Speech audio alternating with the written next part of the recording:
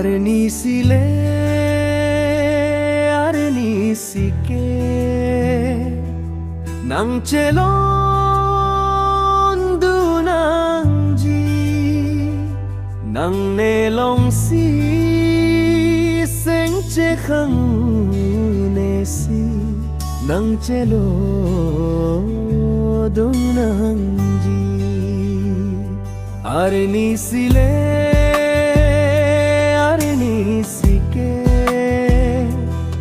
nang chelon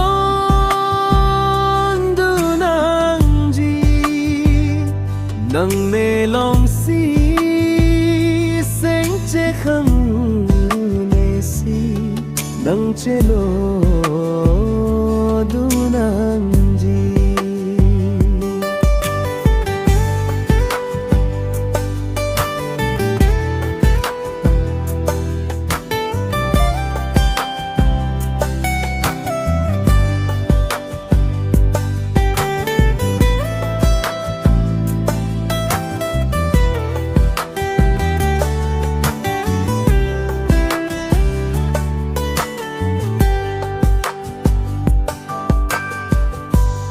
Sodon pen parong ro nang penne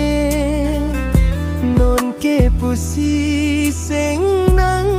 teng ne ji sumbi kang jar phong ve som du nang li dak phir the klim sodon pen parong penne non ke pusi seng nang teng ne ji sumbi kang jar phong ve som du nang li dak pi the arnisile arnisike nang chelo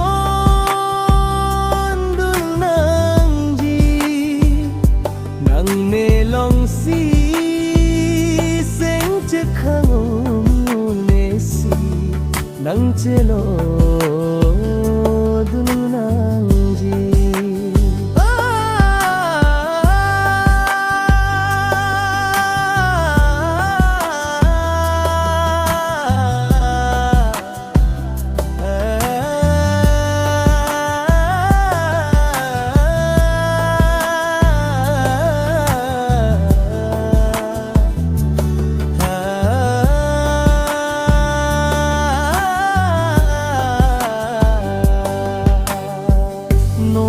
nang tapaning solo ne sing kai ke nang do verlo nang pen ka prek ke jadi dam the sumbi along nang sido kai ke non ke nang tapaning solo ne sing kai ke nang do verlo nang pen ka prek ke jadi dam